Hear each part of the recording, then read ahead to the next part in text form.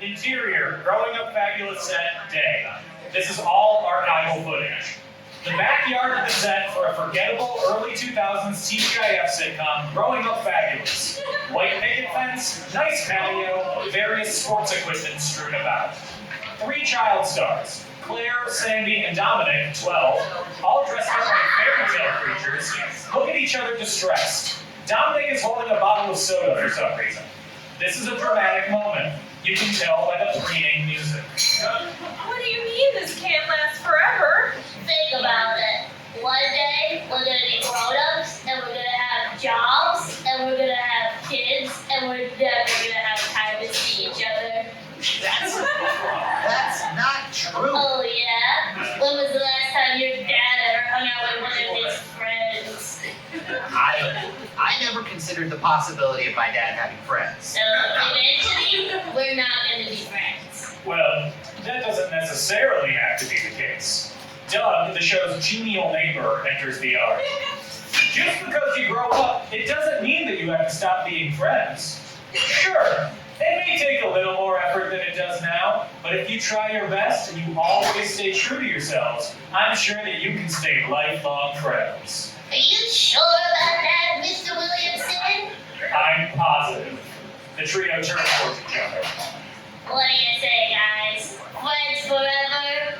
She holds her hand out in for a go team. The thing that you do when you come out of a timeout. I have no idea what it's called. Friends forever! The two of them stick their hands up by Claire's. A butterfly lands on Claire's outstretched hand. Fabulous. The studio audience applauds. Needles, the show's pet dog, runs into Dominic, who spills his soda all over the dog. The 4 characters all throw their heads back and laugh. The studio audience fucking loves it. The show's logo, Growing Up Fabulous, appears on screen.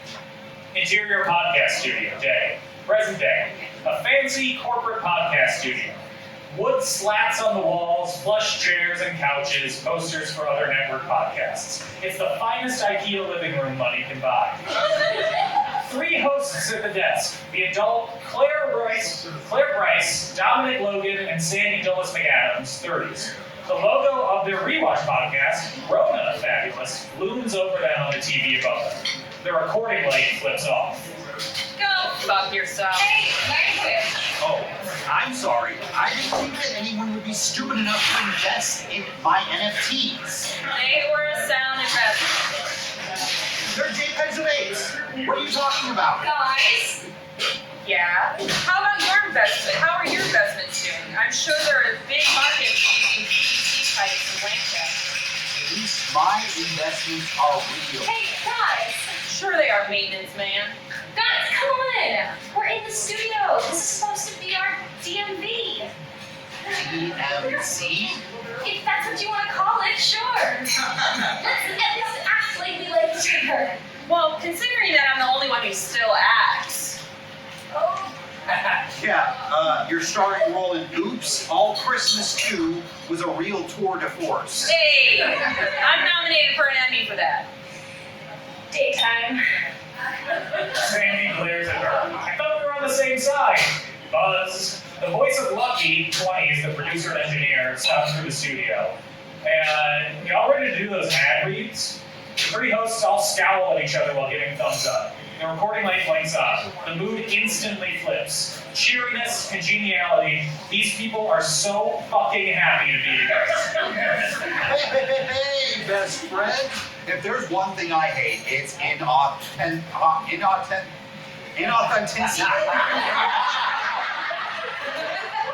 Me too. You can always tell when someone's putting on an act. You said it, Dom. Interior, apartment gym, night. Claire jogs along looking at a beautiful sunset over the Santa Monica Bay. Well, a picture of the Santa Monica Bay, taped to the wall of her antiseptic apartment gym. She listens to a self-help podcast while jogging on the treadmill. And even if you've never really been successful in life, you've got to keep going. I'm not going to name names, but say, for example, you quit a successful kids' TV show so that you can go to college, pursue an education, but after you graduate, the only work you can find is in middle management, and you find that horribly unfulfilling, so you end up quitting that job, flushing all your savings into rewatch podcasts with your former castmates in a vain attempt to recapture some of those former feelings of success. What would you do? Just quit again? I'm sure that happens to so many other people. Now, a word from our sponsors, Health Brain. Are you depressed? Would you like to be? Ding! The podcast pauses and Claire gets a phone call from Harrison, 50s, her agent. Annoyed at the intrusion, she answers while jogging. Yes?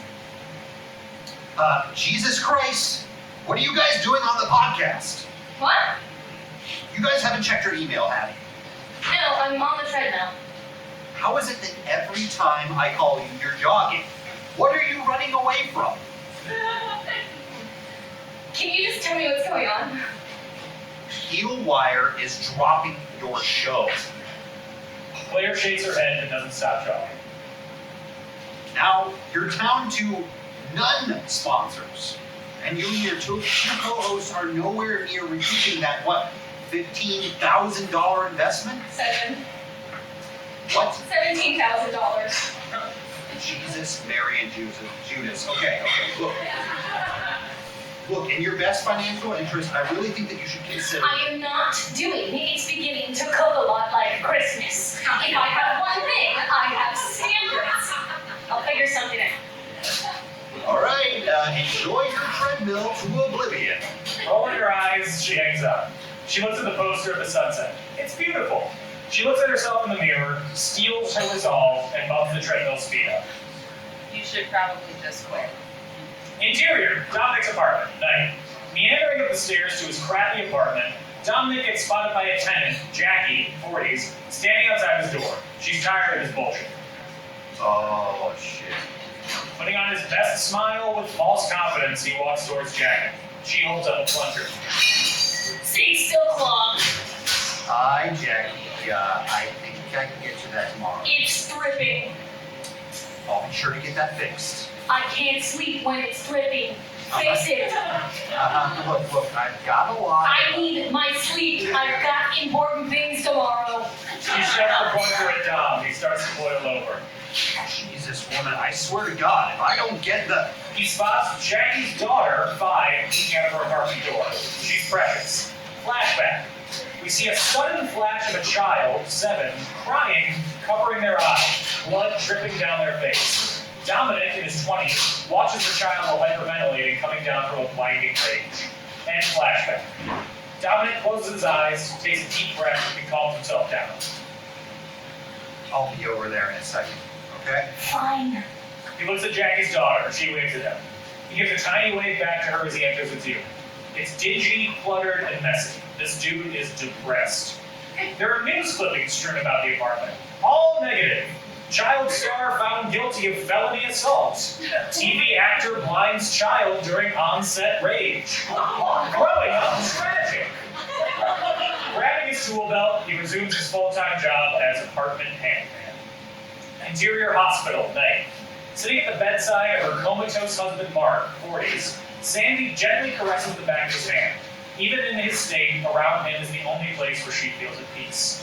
Buzz, her phone vibrates. One missed call. She listens to the voicemail.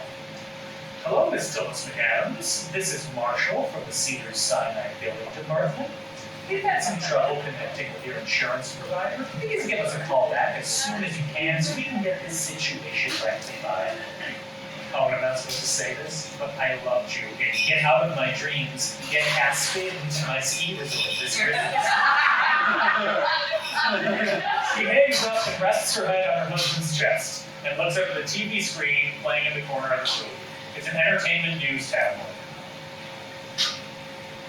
This is just the latest in a long string of scandals of McGuire, who got major heat last year for dancing on the grave of his ex-manager and posting it on TikTok, where it has now over 75 million views. McGuire, 58, has... She turns the TV off and the amount of views echo in her head. Interior podcast studio, day. Alone in the studio, Claire bangs away emails, trying desperately to get a new sponsor. She looks through recent Instagram posts for the podcast. 15 likes, 10 likes, 22 likes, a few comments. This is not a popular podcast. She looks at the clock, 11:35. Buzz, Claire jumps, startled. Hey, Jeez, Lucky, you've got to give me some warning on those. I startle easy. I'll be sure to keep that in mind. But just so you know, you didn't pay me last week. Hey, how many other shows do you produce? Are they all as dysfunctional as ours? Just gonna skip on past what I said, that's cool. You're the only one that I produce that's not part of the network, so they've got like structure and a plan and a budget. And no, they're all very functional. The show's kind of fun though. It's like watching a horrible family reunion every week. Wow, thanks for that. If you pay me, I can lie to pacify your feelings. Claire looks at a picture of the three of them from childhood. They're smiling, laughing, having a good time. They genuinely like each other. We didn't always hate each other, you know? Yeah, like you said. We didn't! When we were kids, we were like siblings. It was awesome. I felt so, I don't know, present. Like, where I was meant to be. Then I had to go and screw it all up by trying to go to Yale. And look where that got me. A failed actor turned failed middle management turned failed podcast host. I was hoping the show would bring back that sense of presence, that present feeling back. It won't. Shaking her head, Claire goes back to her emails. Just then, Sandy and Dominic meander into the studio. I just love how on time you two are at these production meetings. And I just love how you insist on having these meetings in person in fucking point up. Language, they're words, Claire, grow up. They're lazy words. They're like nails on chalkboard. Can you please just try and be more creative? Someone stuck a raccoon in the microwave. I was dealing with the aftermath of that. Did you know that the exact same thing happens when you stick a raccoon in a microwave as when you stick a fork in a microwave? I did. So, do you have any ideas? I've been sending out interview requests, but they've all either got turned down or ignored or sometimes both. No, I'm sorry. I have nothing. Claire throws her hands in the air. Well, then, let's just cancel the podcast. Throw our money down the drain. Go back to working HR and Hallmark and whatever it is you do, Dom. Absolutely not. I don't know about you all, but I need to make my investment back. Why don't we, I don't know, like pivot the show? So what? Hey, Lucky! You don't need to yell, you're all directly in front of the microphone. What are the three most popular shows on your network? Kissing and Scheming, On the Wire with McGuire, and hooray! Someone died! Oh shit. Language. Good artist copy, great artist skill. Let's just copy what they do. Kissing and scheming, that's a... Rewatch podcasts, which we're already doing and not doing well. On the Wire with McGuire, that's the interview one with Danny McGuire. Did you hear his interview with Blake McKenzie? It was wild. Turns out the Earth isn't flat. It's shaped like a Hoberman sphere. Who's Blake McKenzie? What the heck is an Overman sphere? I don't know. He's got a mad following on TikTok. New stuff? Yeah, like bobsled skeleton. You know what I'm talking about? Claire gives him a whatever you say smile just to shut him up. Let's do what Danny McGuire does. Get some interviews on here, interview them, and then we're good, right? Great idea. One problem. No one wants to be on our show. Claire and Sandy both fail at sneaking looks at Dom, who looks back at them less guilty than just tired. Dom, look. We both know it was an accident. And you're taking that medication for your anger now. And, you know. Look, I know how it looks from the outside, okay? I get it, alright? If you need to drop me to get the show rolling, Sandy shrugs. Maybe we do need to drop you. No, absolutely not. I came up with this show to bring the three of us back together, and that is what we're going to do, okay? I'm sure we can find at least one person who would be interested. And if that doesn't work, we'll pivot to a true crime podcast. Hooray! Someone died! Fabulously! Really has a nice ring to it. Claire quickly scrolls through her email. Her eyes twinkle. She thought of something. I know, the perfect person. No one's heard from him in years. There's a sense of mystery. People love a good "where are they now" story. And best of all, we've got a direct connection with him. I'm just shivering with anticipation.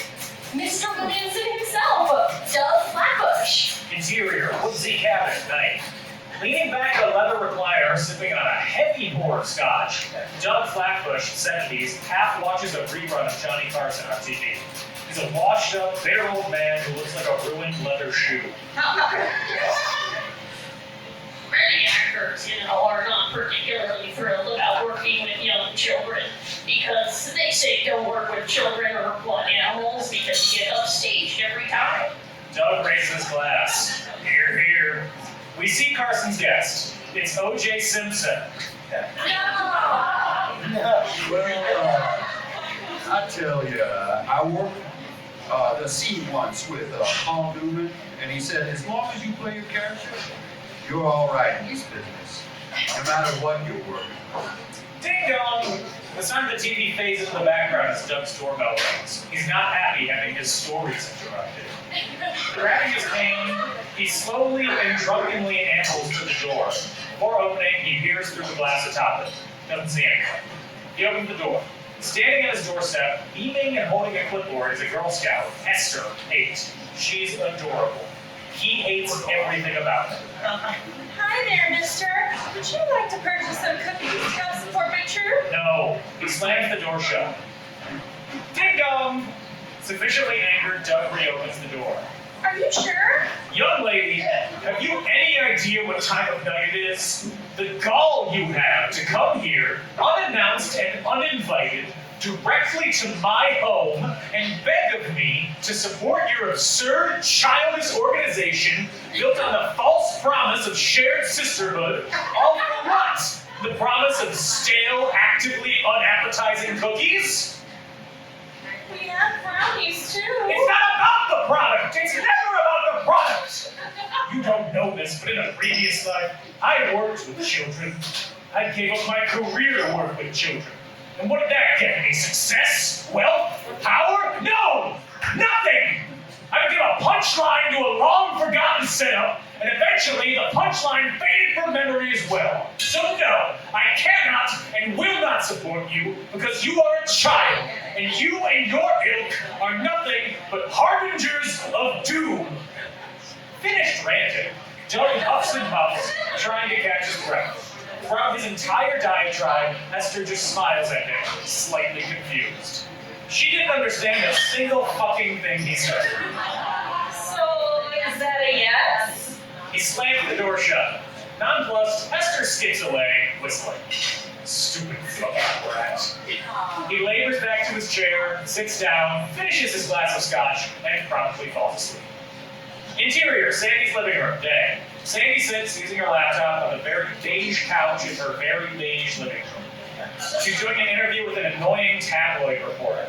Directly behind her laptop is a large mirror. So your agent gave me a list of some topics you do and don't want to talk about, which is totally okay, but I just have a couple of clarifying questions. Sandy isn't listening. She's staring at herself in the mirror, noticing something imperceptibly wrong with how she views herself. Ms. Douglas McAdams? What? Oh, sorry. Sandy is a beauty filter on her Zoom call, smoothing out her face and making her look unnaturally young. Toad's okay! So your manager said that you wanted to talk about podcasts? Like the concept of podcasts in general? No, my podcast. I host a podcast. You do? I had no idea. Yeah! It's a growing up fabulous rewatch podcast. Huh. I never heard of it. And I listen to podcasts all the time. What's your network? No network. We're indie. Well, I'll be sure to check it out. What's another podcast to add to the file, right? It's not like the market's oversaturated anyway. So I'm just going to run through a couple of things beforehand. interested in whatever the tabloid reporter is talking about, Sandy stops listening and looks back at herself in the mirror, at her flaws. She looks back at what she looks like on the computer screen, with a beauty filter. She likes that better. Exterior, brewery patio night. A hip brewery, string lights, fake grass, an area for cornhole. Everything is $4 more expensive than it should be. Matt, 30s, Claire's brother, stands with a group of friends, expertly balancing his daughter, Norma, 1, and a beer in his hands. He's very content with life. Claire, allegedly was, explicitly drunk, stands at the bar waiting for the bartender, barely 21. In contrast to her brother, Claire is very not content with life. How can I help? You want another horny toad? I probably shouldn't. So yes, please. Sounds good. Matt's wife, Lauren, passes by. She gives a slight smile to Claire. All good? Claire gives her a thumbs up and a cheesy grin back. Never better. One more horny toad. You want me to keep your tab open still? You can keep it open. The night's still young, right? I guess so. The bartender peeks past Claire and notices Matt and friends wrapping up. Looks like your friends are leaving, though. Them? No, they aren't my friends. He's my brother. Like, I'm friendly with them, but they're not my friends, you know? Sure. Not that I don't have friends. Of course I have friends. They said they're coming, both of them. They're like my best friends. They're like my only friends. At least I think they're my friends. I hope they're my friends. Ding! Claire gets a text from Dominic. Sorry, can't make it. Another raccoon. Ding! Picture of an electrocuted raccoon. Have you ever seen Growing Up Fabulous? I've never heard of Growing Up Fabulous. Oh. It was this big kids TV show in the 90s. I was the star of it. Was. That's cool. Matt pats Claire's shoulder as he walks past. Norma's being all fussy in her baby deodorant. Oh, we're gonna head on home. You need a ride? Norma reaches out and grabs at Claire's hair. Instinctively, Claire recoils away. She's not great with kids. Claire taps her dress. Nah, I gotta get this sucker down first. You sure you don't want to stay? Sandy said she'd be here soon. You didn't drive here, did you? I took the bus. What? Okay, just get home safe, okay? Text me when you get there. What are you, Dad? I'll be fine. Happy birthday. She gives him a sloppy hug, kind of sort of smothering Norma in the process. Matt's mostly unhappy with the embrace. Okay, thanks. Yeah, all right. That's just, okay, all right. He and his group leave. Claire turns back to the bartender. Siblings, am I right? You kidding? She's alright. Ever since she was born, Matt's gotten all, I don't know, weird and stuff. Distant, I guess? It's like he would rather spend time with his daughter than with me. Claire spills a drink on herself as she takes a swig. Honestly, I blame Lauren. I never liked her. Claire turns her back on the bartender, leans along the bar, and surveys the scene. It's a fairly quiet night, but she's the only one there alone. Walking through the garage door entrance, Sandy takes a second to compose herself. Her eyes are bloodshot and she's drained, but she's still a star, damn it, and she's gonna appear like one. Sandy spots Claire and heads over to her. Hey, where's Scott? Sandy! She gives her a big hug. Initially thrown off, Sandy leans in and hugs back. Bartender! Hey, bartender! Remember that friend I was talking about? This is her! This is my best friend! Ooh, I wouldn't say best. Cool, that's... Hey, wait, I recognize you! Aren't you that girl from Santa Barbara Santa Claus? Yeah, that's me. Are you a fan? Oh no, I can't stand those movies. But my mom loves them. Did you know that they've got her on some bullcrap contract for those? She's locked in for like 15 movies and they're not gonna pay her until they make a profit. But it's Hollywood! Nothing ever makes a profit! That can't be true. I wish it was. And they're all non-union, so they kicked her out of the guild. Claire!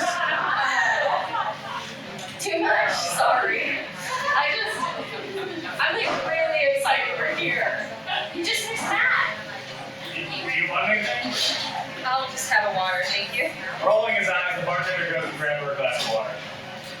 I'd appreciate it if you didn't go around spreading my personal business. Oh, come on. That wasn't personal. I didn't even mention Mark. Sandy finishes up. She still hasn't told anyone about it yet. How is he, by the way? Is he selling discount BBLs? Mark is good, really busy. That's why he goes home. The bartender returns with the water. 1 free glass of water. Thanks. Hey, what's your favorite podcast? I don't. Come on, you gotta have one. Probably, hooray, someone was murdered. Also, I'm cutting you off. And your card was required. Claire reference to her purse looking for cash. Shoot. Okay, I'll. Her purse is full of receipts, gum wrappers, and no cash. Sandy hands the bartender her card. I got it. Bartender leaves to run the card. Thanks, Sandy. You're my best friend. Claire gives Sandy a sloppy hug. After a moment, Sandy breaks down and hugs her back. Thanks. Your card was declined too! Interior, woodsy cabin, morning. Still asleep in his recliner, Doug coos softly as the morning breaks. The sound of birds is heard through his windows. His dog, Rose, short for Rosencrantz, an old basset hound, sleeps on the ground next to him. Startled awake, he falls out of his recliner hard. Rose is slightly startled, but basically doesn't care. Powered by adrenaline, Doug bursts up from the floor, far faster than a man his age and weight should be able to do, and rushes to the corded phone in his kitchen. Save for the frozen dinner boxes piled up next to the oven, the kitchen is unused. He angrily answers the phone. The absolute nerve! Good morning. You too, Doug.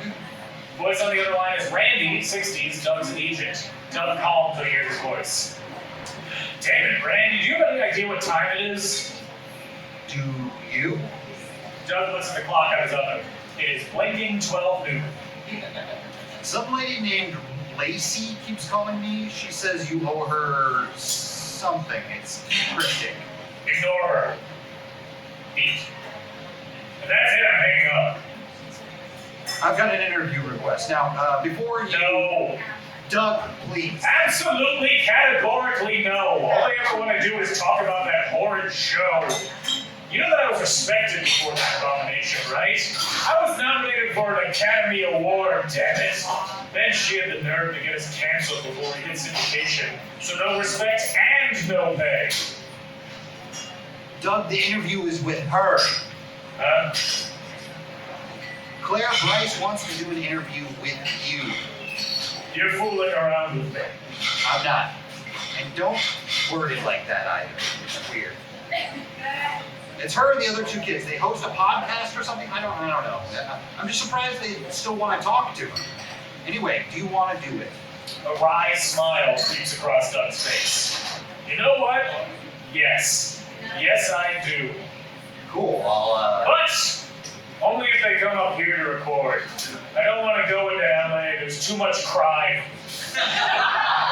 None of that Zoom bullshit either. I want to see her here in person. Exterior, Dominic's apartment, day. Loading cardboard boxes into his trunk, Dominic anxiously makes sure he's not being watched as he sets them in. As he closes the trunk, he notices a cop cruising by. He freezes.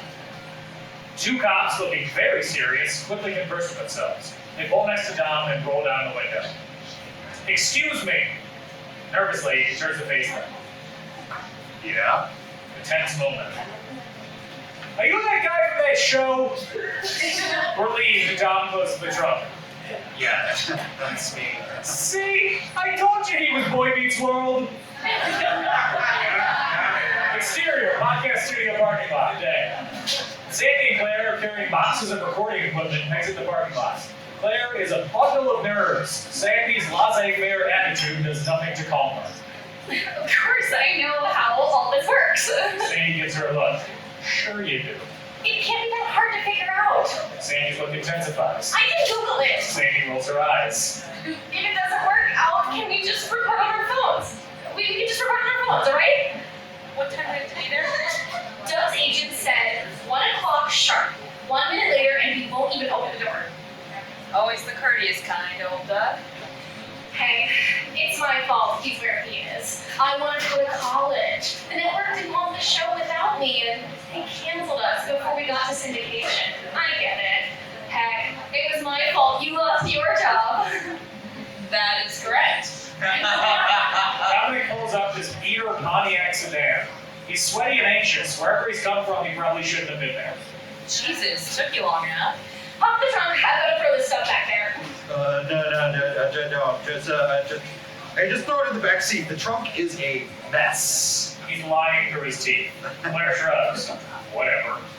Sadie's in the back. Claire gets in the passenger seat. All right, let's get going. She notices Don's disheveled appearance. You see a ghost or something? What? You're all, I don't know, this. You sure you're good to drive? Yeah, I'm fine. I just need some music. Shit. Language. Here. He pops a tape into the tape deck and presses play. The sweet sounds of Glenn Campbell's Southern Nights play as they peel out of the parking lot. Exterior, woodsy cabin, bang.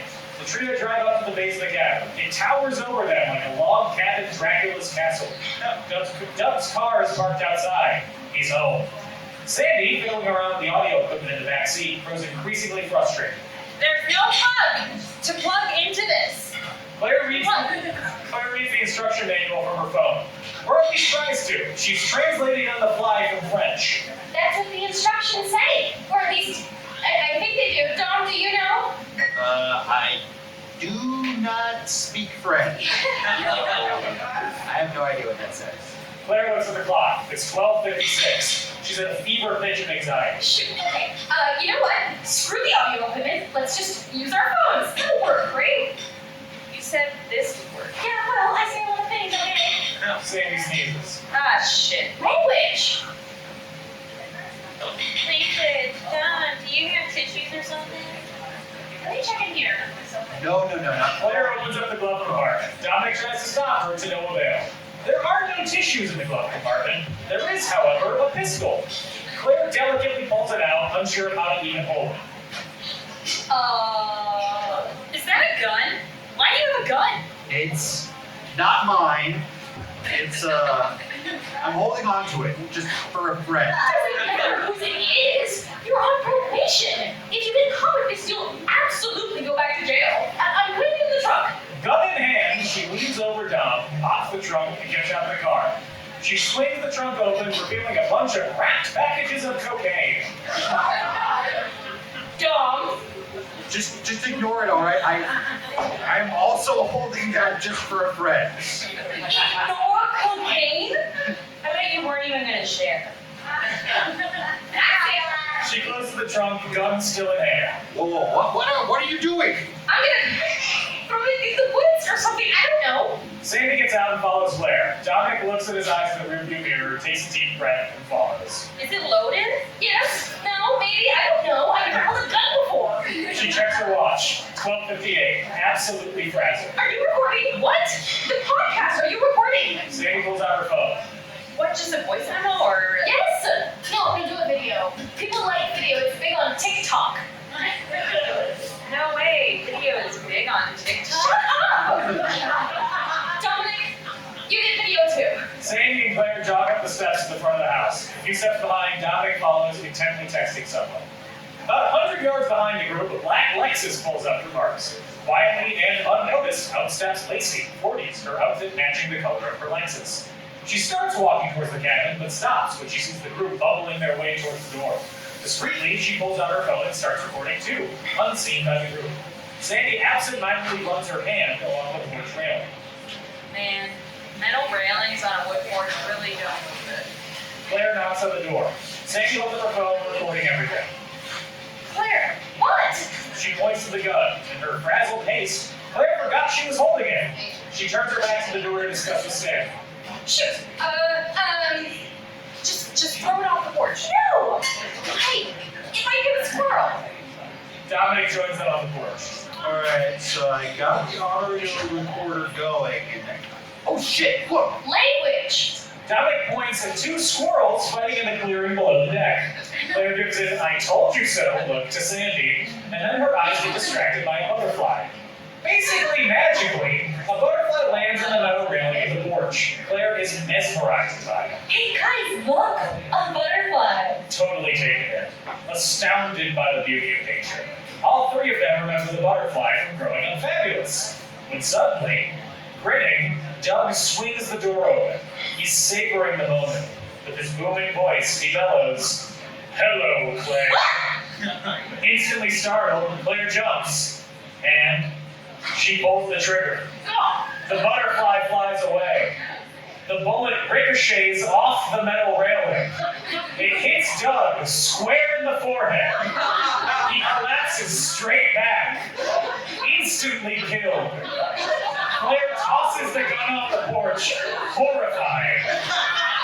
Dominic and Sandy quickly crouch over Doug's body. Dominic checks for a pulse. He's dead. They stand up. The three of them stand over Doug's body. The body of their former castmate. Their ticket back to relevance, out of debt, and back to friendship. Who Claire just killed.